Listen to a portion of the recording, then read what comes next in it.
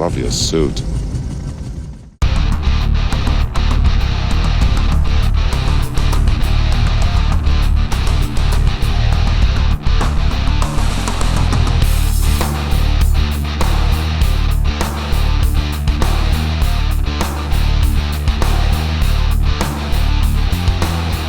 Hello, beautiful people. I am Oliver Perrin. Thank you for joining me within a safer space. This afternoon, it is my distinct pleasure to be speaking with Mr. Tim Rudisil, the man from high atop a mountain. He is apparently not using his eye patch as often these days, which somehow saddens me, though I suppose I should be happy that it's not necessary. The subject of our discussion today will be a quote from Mr. John Adams, as I understand it. I believe it was taken from a letter he wrote to his wife, if I'm not mistaken, in like 1780 or thereabouts. I just looked at it once Tim brought it up. I did not know this before, but after having looked it up, I found it and saw the details.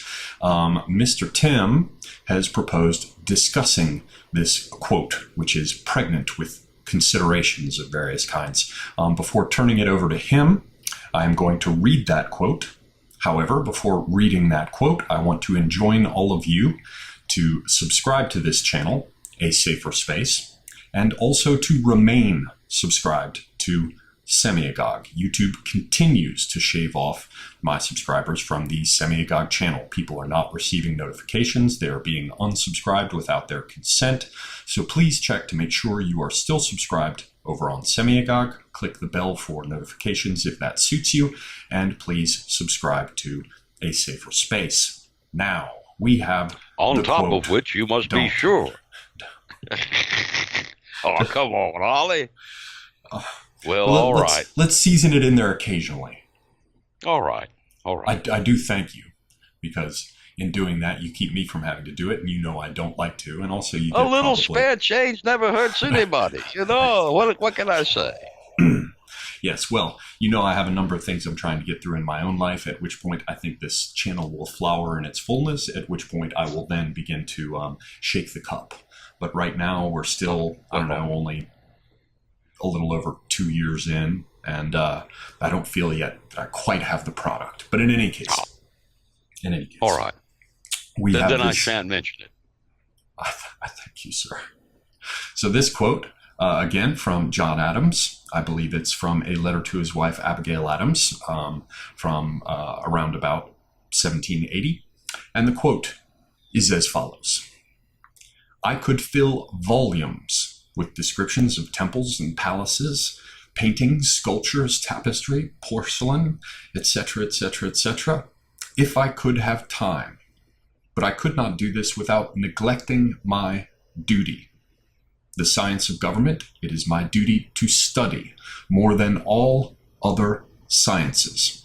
The art of legislation and administration and negotiation ought to take place, indeed, to exclude in a manner all other arts. I must study politics and war, that my sons may have liberty to study mathematics and philosophy. My sons ought to study mathematics and philosophy, geography, natural history, naval architecture, navigation, commerce, and agriculture, in order to give their children a right to study painting, poetry, music, architecture, statuary, tapestry, and porcelain. An interesting bit of consideration there from our founding father. I wish I had read it better, but let that be sufficient. Tim, what do you have to say about this quote to get us started? Well, you may have noticed that Mr. Adams, despite all the preamble you included, says, I must study politics and war, that my sons may have the liberty to study,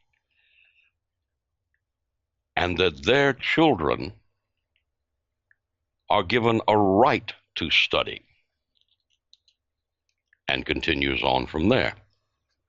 Now, what you have to understand is that Mr. Adams said that he must study politics and war, that his sons might have the liberty and his grandsons the right. Well, I believe we've gone past from all available information, Mr. Adams's grandchildren, who studied porcelains, tapestries, etc. We have gone now to the point where we need another newer John Adams, to study war and politics, because war and politics are what we have now. And lie, presumably, as is conveyed by this letter, upstream of such secondary and tertiary considerations, however beautiful, as poetry, painting, and music, in the sense that without the study of politics and war, there will be no room for such things, no opportunity, no leisure. No leisure, no opportunity, because politics, as you may have noticed, has become omnipresent. War is basically omnipresent. The news is constantly, whoa, Sorry, hey, truck going by. that's all right. The news is constantly filled with either politics or war. Nothing is said of poetry. Nothing is said of porcelains, of tapestries. Nothing is even said of naval architecture or architecture. All of the studies of his sons and grandsons are things of the past. We have now only time to study politics and war. War and politics, and they have become one and the same. Constantly there is talk of a second American Civil War. A second American Civil War, as though these people knew even what the first one was about. They don't. But they're already planning a second one. This is nonsense. Complete and total nonsense. These people have no idea, none, what drives brother to pick up weapons against brother. What makes fathers go to war against their sons, and it isn't slavery. Slavery was the common parlance of the day in the 1860s. Slavery was so common as to be a non-entity. The rest of the world didn't get rid of slavery until 1888, when Brazil finally signed off on anti-slavery. And indeed, we closed our borders and had to produce our own slaves through reproduction here, could not import them for quite some time before the war between the states rolled around.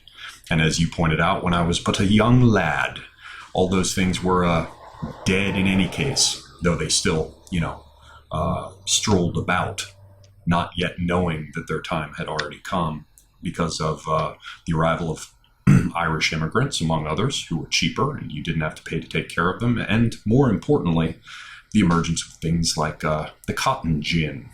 Now, a lot of people have said that those things were created as a response to the disappearance of slavery, but in fact, they appeared before it had ended. Be all that as it may, that is to waste time discussing what the war was not about. It's like saying that today's war that these people contemplate will be over racism and sexism.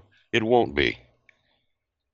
If we have a war, it will be about one group of individuals trying to force down the throat of another, just as then, a way of life they did not see, a way of regulations they did not see. They could not understand them as being part of their world, these regulations, these laws, these ways of being. And so we are once again at the gates. As though federalism, barbarians hammering away. Mm-hmm. As though federalism was, after a fashion, the equivalent in its day of our globalism. Well, yes, if you read the anti-federalist papers, you learn a lot. The anti-federalist papers. Completely different thing from the Federalist Papers, by the way, in case anyone cares to make a comparison.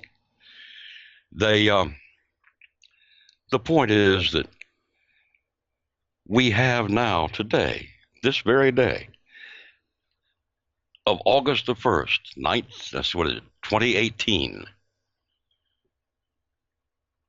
we have a group of people who are intent upon changing the way that everyone lives. Everyone. This is part of the program. There is no way around them. They are constantly in turmoil, trying to get you and me and everybody else in line with socialism. Look at what they have said. Look at what they have done. Look at the way they're doing it. Yeah, in particular, this business about, needing to shut down hate speech. I've never in my lifetime seen such a massive global push to silence everything that normal people just want to speak. Doesn't go along with their agenda. Yeah, and what's most ironic about it is that this is on the on the point of technological development that makes interconnected dialogue across the world easy. But you don't want it made easy. No, indeed, they do not. No, this was not what the communists fought for. This is not what the socialists fight for. Our communist and socialist forebears didn't give up their lives to see that everyone had free speech. How dare That's right. Well, you laugh and you joke about it, but a lot of the people who have come into this country and become citizens of this country have had relations with these various people, these communists, these socialists. And because they rejected it, but their children do not. Their children and grandchildren kind of like it. And Mr. Soros is funding it. Yeah, so it can't be all bad. And socialism do seem to be, at least of late, I have to give some thought to see how far back it goes into history, but with a superficial consideration of an instant, it seems to me that communism and socialism are rich men's intellectual diseases. Not rich men. The children of rich men, the offspring of rich men. Rich men usually have more sense than to be dedicated communist or dedicated socialist. They use socialism and communism to divide the masses as a secondary feat. The Koch brothers, whatever the fuck their name is, are trying to divide people along social lines. They will book a loser. They must get behind George Soros and divide along ethnic lines. Ethnic fractures are there to be exploited, you see. And this is why we must study war and politics. We have not the time for poetry or architecture. We have only the time for war and politics. And there are very few warriors left. As a percentage of the U.S. population, very small amount have ever seen military service or ever will, unless and until there is universal conscription again, which I am in favor of. War and politics, Ollie. War and politics. These are the studies of the people of our day. They must be. Though many of them do not at this point even realize it. Well, I'm not responsible for ignorance, am I? Yes. Ignorance is a thing that one engages in willfully. Because all you have to do is turn on the television, turn on your computer to YouTube or tweet or whatever it is you may wish, and you will see war and politics acted out before you. Oh, there can be no two ways about it. We are back in revolutionary times. And as such, we must pick up our burdens and carry them. Else we will pick up other burdens and carry them for the commissar. And what would you say are the most basic and important lessons for those who recognize this fact and do themselves undertake to learn more about politics and war? Do not be confused by the ever-dancing Antifa or the ever-moving socialist nonsense. Look to what it is you do not like about them. Look at what they're doing. Not what they're saying, what they're doing. And then you will see what their politics truly is, and you will see what war we must be prepared for.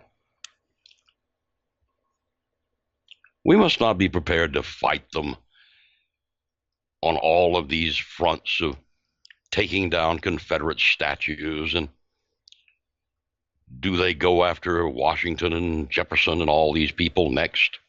That's bullshit. That's a distraction. What they're after is the soul, the core of America,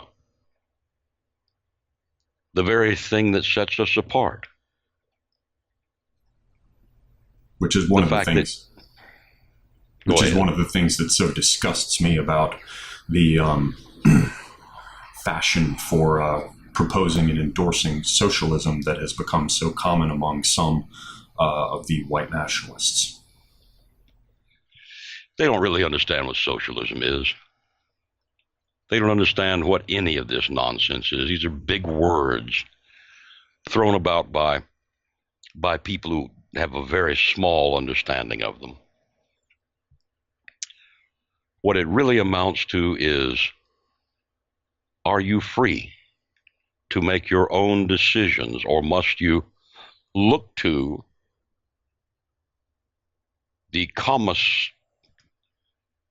must you look to some other entity, some other person, some commissar, some whatever name they give him or her? Or even some reified abstraction, some collective that is supposed to bind you into your behavior. Yes, instead of freedom. Freedom, liberty. That's what America's founded on, freedom and liberty.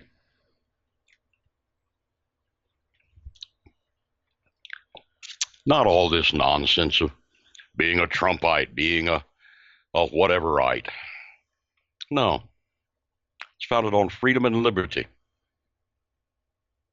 Not the agreement with anyone about anything, but the ability to basically tell everybody in sight, take a flying fuck at a rolling donut.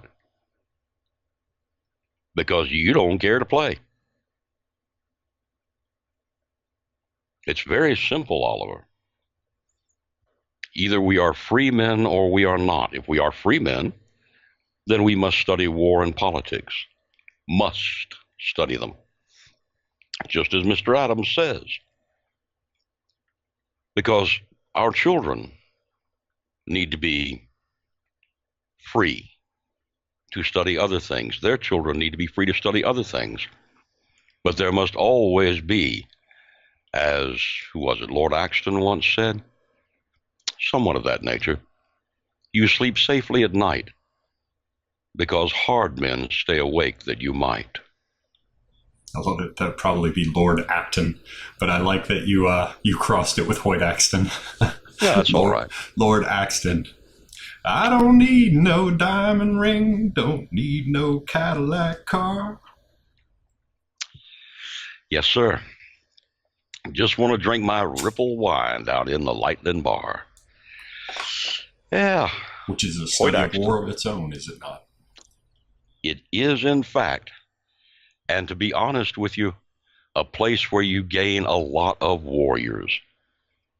I am not of the opinion that all people joining the military should come in with a sterling credit rating and should come in with no police record. I don't believe in that. I believe in take them all in, wash out the ones that don't make it, and take the rest and make them soldiers.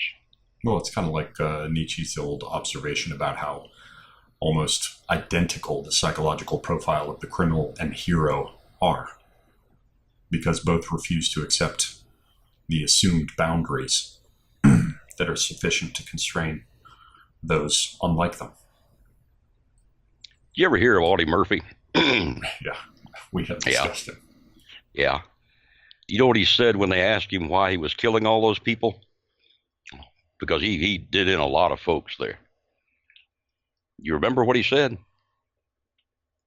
Because they were trying to kill me. And he wasn't going to have it.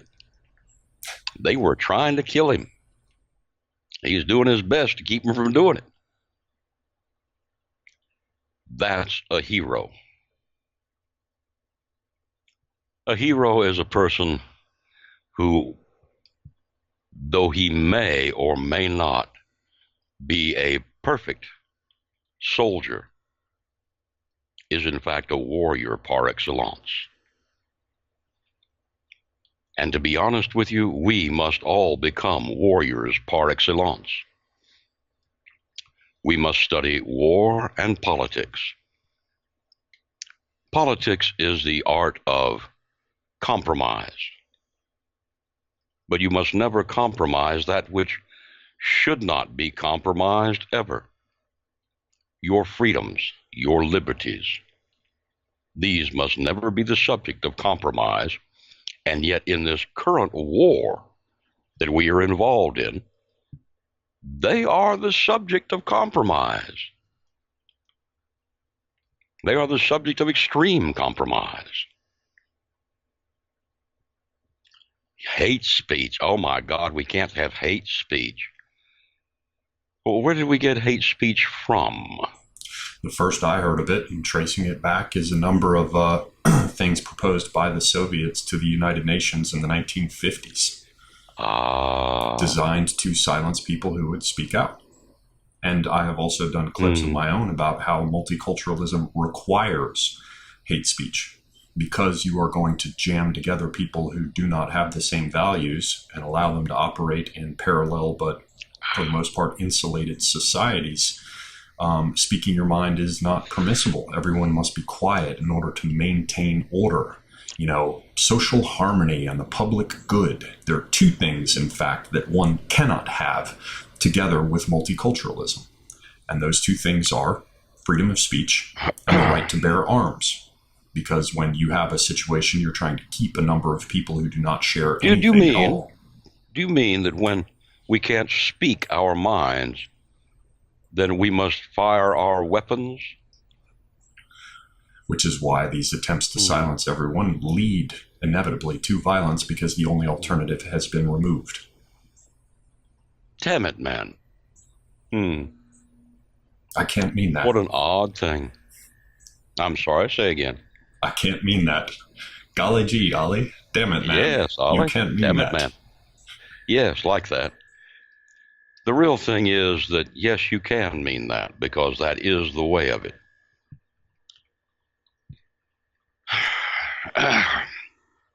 The real problem becomes, my good friend Oliver, you cannot have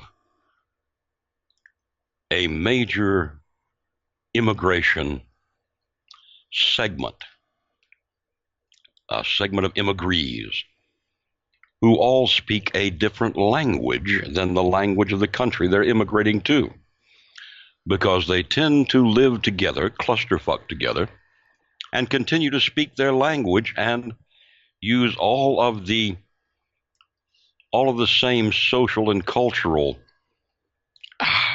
things that they were used to back home. So basically what they've done is they've exported back home to here. Yes, and they always attempt to establish the territorial boundaries, even within a larger sovereign state, of their spheres of influence. So with the traditional Jews, they have, I can't remember what the name of it is, but they have a tradition of actually running a string around their areas that marks the area within which they can safely operate because it's subject to their religious law. You see it paralleled perfectly in the idea of another group of Semites, the Arabs, in their use of, attempting to put Sharia into place. And what is the concomitant of that? The idea that the government services cannot enter because it's a no-go zone. You will pardon me, I just choke up when I think about Sharia law. Such a horrible thing. It immediately devalues half of society. The half that are dhimmis, yes. Kafirs. Yeah, well, not just that, but half of their own society. Or the women's females. Votes are worth half that of a man, yes. Indeed so, yes. I just constantly wonder about war and politics with regard to that. But be that as it may, what will one fight for except freedom and liberty? Notice I constantly refer to freedom and liberty. Yes, and there is a distinct... entirely different concepts. Yes. Now, one wonders, does one not, what time frame we must put this on? Is it only 2 generations that we may relax and study architecture, naval architecture, porcelain, and tapestries in? No, I hate to say it because it takes us back to the notion from the Republic of the Guardians, and Plato's notion of that, for any number of reasons was a bit flawed. In fact, he proposes a kind of socialism. Nevertheless, the fundamental idea that there would be a category of people within society that would undertake to guard such things seems worthwhile. The only problem that I would have is that it would not be a hereditary aristocratic class, but given the nature of the American experiment, I would see it as those who were directed towards it by temperament and tradition. And so that we would have groups of people that would take that upon themselves through a choice of their own and through their own nature and constitution, the rest. And but listen, honey, you'd have all these other people. There'd be all these other people who, through a category of their own, you follow me, and they would become big in entertainment, and these fools would listen to them. They would become big in the arts, and these fools would listen to them. Somewhere or another, there must be taught to people critical thinking, the maturation of images, as it were. So that when one comes up and goes, oh, the children, one goes, yeah, goddamn, the children. Makes you wonder what those Mexicans think of their kids. Whoops. Hate speech. I'm sorry, but to me, Mr. Adams' quote that we just delved up to these people, Mr. Adams' quote is prescient. But he did not add that somebody has to watch over it. So that by the studying of porcelain and tapestries, we do not find ourselves in the position of having to study war and politics ever again. And yet it has occurred. Indeed, it has. They postulate the even Ben Shapiro postulates a second civil war. I just want to know where they're going to hold Gettysburg this time. Yeah, we've stepped beyond Minier balls. Well, yes, and the thing is that I don't think that this time there's going to be an Appomattox.